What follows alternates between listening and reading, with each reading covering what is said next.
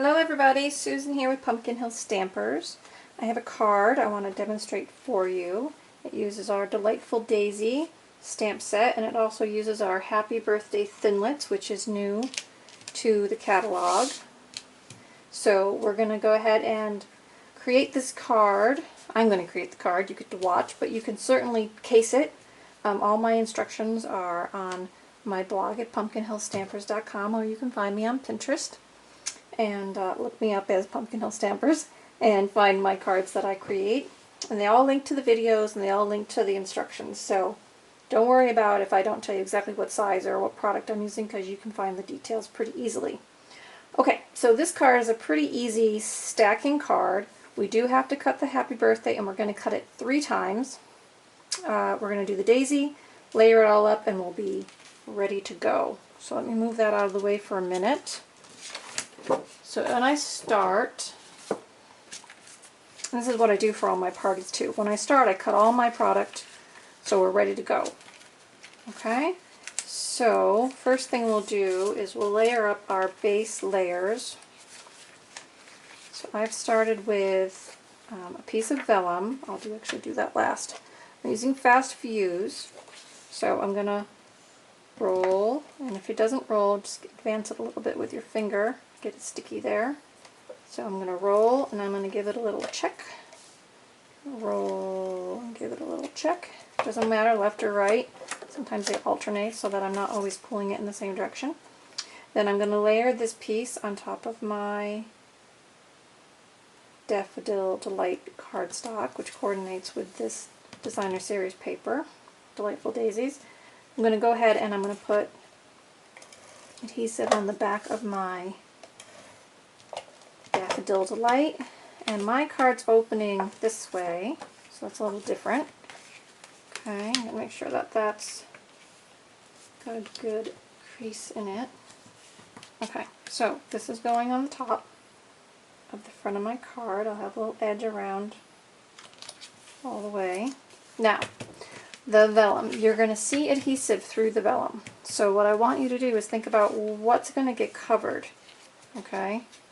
So I'm going to put a little behind where my Happy Birthday is going to go, and I'm going to put a little bit up here where that flower is going to end up, but the rest of it I'm going to leave kind of bald. So my words are going to be on this side. So I'm going to run a little strip here and here, and then I'm just going to put a little dab up there where that flower is going to go. Working with vellum is a little tricky, but it's a really nice element to add to your card or to stamp or emboss on. But you have to think about where that adhesive is going to go in the planning of your card. Sometimes I wrap it around the back and just nail it on the back. So you have to kind of be creative or hide it behind an element. So a little tip there. So now we're going to do this Happy Birthday piece.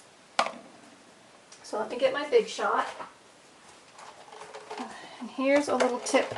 So we used to have a tip where we would say use your Big Shot with the normal cutting plates and layer a dryer sheet, a used dryer sheet, cardstock, wax paper, your die, run it through, and that helped get the die out. Okay, then we came out with this precision plate, which I really like, but I'm still at times finding that I use wax paper in my die. Now I'm not using any dryer sheet anymore, so I'm using my precision plate, my cardstock, I'm putting my wax paper down, and I'm putting my die over that. Okay. Making sure my die is on my paper. It's kind of hard to see the blue on the black. Okay, and then I'm just going to run that through with one cutting plate on top. So I'm going to run that through. Okay, so the first time I can just pull it all apart. Okay, the pieces kind of separate. You see how that wax paper kind of transferred to the cardstock, but that's okay. Now, sometimes people say, oh, then you have to get another piece of wax paper to put on the next piece of cardstock, because we're going to cut this one for this card 3 times. But actually, I'm finding that by using the wax paper on the first cut, sometimes the wax paper stays in the die, which is fine. Sometimes it comes out like it did on this one, but it coats that die on the inside just enough that the next couple times I run it, I don't have to worry about having another piece of paper in there. So, see, I've got great happy birthday there. So now we're going to do it in yellow and white as well.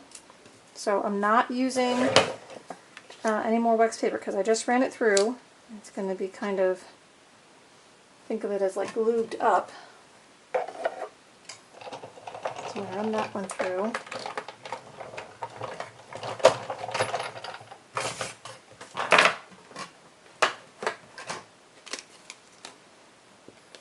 See, precision cut every time. If you run it through and you don't get a precision cut, just run it through again.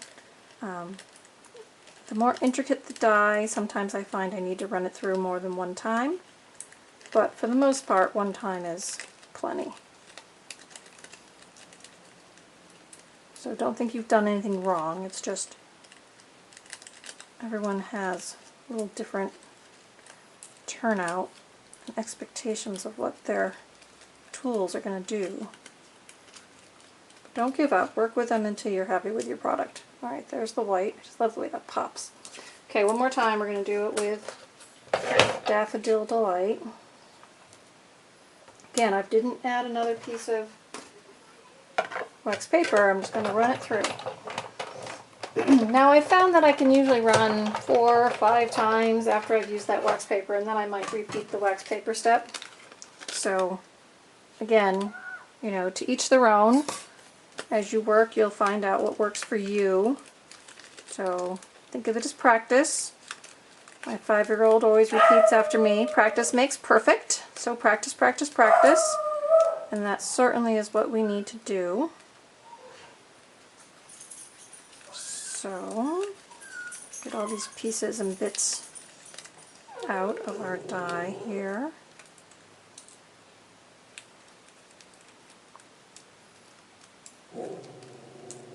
Okay, so one more on the A. Okay, so now I've got 3 happy birthdays, so I'm going to put my Big Shot down and out of the way, so we're not trying to deal with that. Clear off all my little scraps here. Oop, I have one little piece there. Alright, so now you've probably seen other demonstrators do this and they use their silicone sheet, but instead I'm just going to use a piece of scrap paper.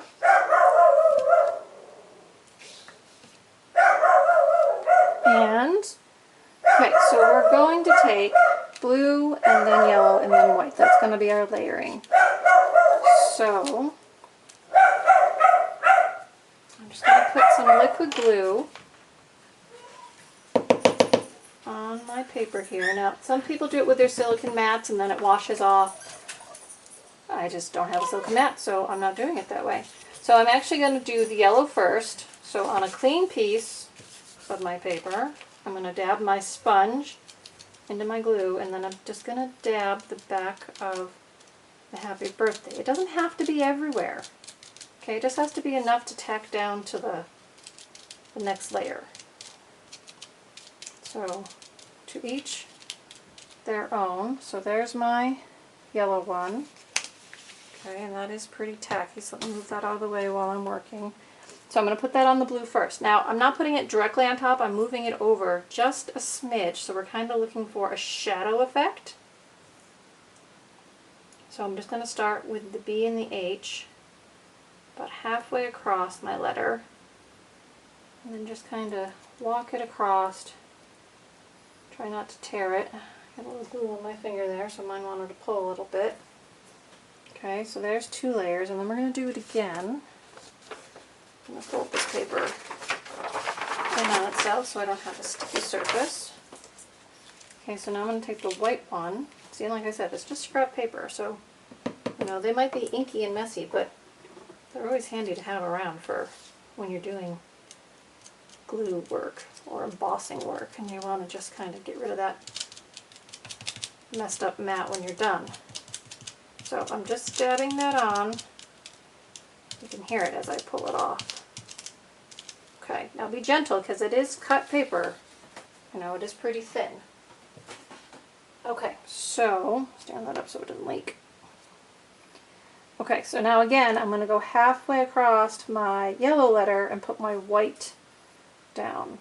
So we're going to have like a trifecta effect of letters. So kind of all those coordinating colors come together in our happy birthday. Okay, so then, like I said before, we're putting that on our card here. And because this is so thick, I'm going to go ahead and use my fast fuse. Again, I'm going to carefully, I don't want to pull any of those bits of lettering off, but this will work fine. And then I'm just going to flip it over before I stick it down and just kind of run my fingernail down and make sure that I don't have any of that tape kind of in places I don't want it. Okay, so that's ready to go.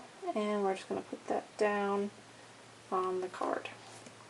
So, good. I'm happy with that. That's fabulous just the way it is, but we're going to add the daisy. So now I've got a piece of Whisper White cardstock. I'm using the Daisy Punch. I'm using Daffodil Delight. We're going to stamp 2 daisies and punch out 2 daisies. So, and I always do it north, south, east, west, because that's the way the punch alignment is. So if you can remember that, it'll help you from having to twist your paper so much or cut off edges. But it's always a thing to do too. Now, I'm just going to turn this over and line up my punch. I always work upside down. See what you're doing. So, line up my daisy, punch it out. Line up my other daisy and punch it out.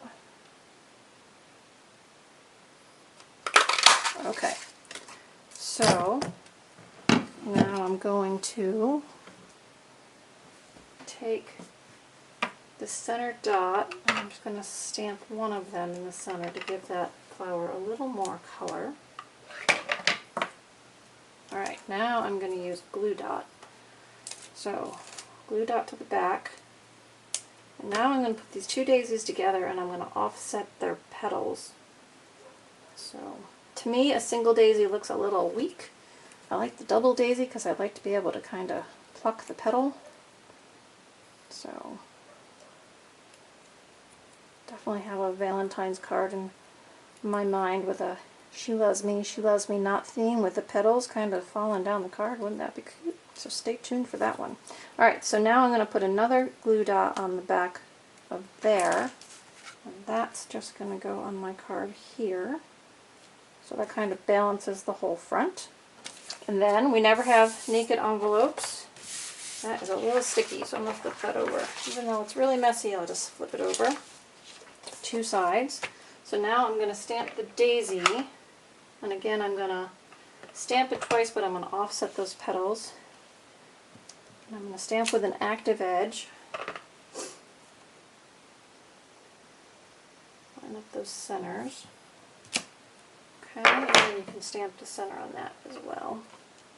Bright and cheery, something nice to get in the mailbox, especially if it's a birthday. And there we go. So, it's got a lot of layers and you got to work on that happy birthday framelit, but other than that, it's a pretty simple card with a lot of wow factor. So I hope you enjoyed it. Again, check out all the information on Pinterest or on my blog at pumpkinhillstampers.com. Comment, share, enjoy, case it, and until we see again, happy stamping. Bye-bye.